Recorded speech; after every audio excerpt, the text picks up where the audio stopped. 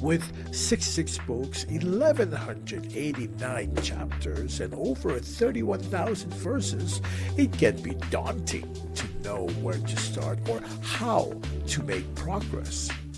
Despite these challenges, we know that the rewards of regular Bible study are well worth the effort.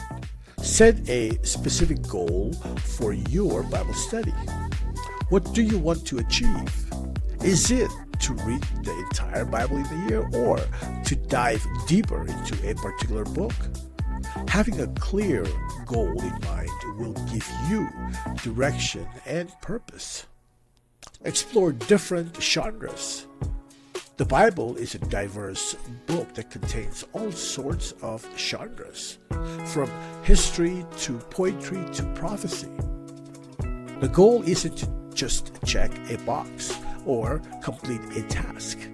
It's to deepen your relationship with God and experience life-changing power of His Word.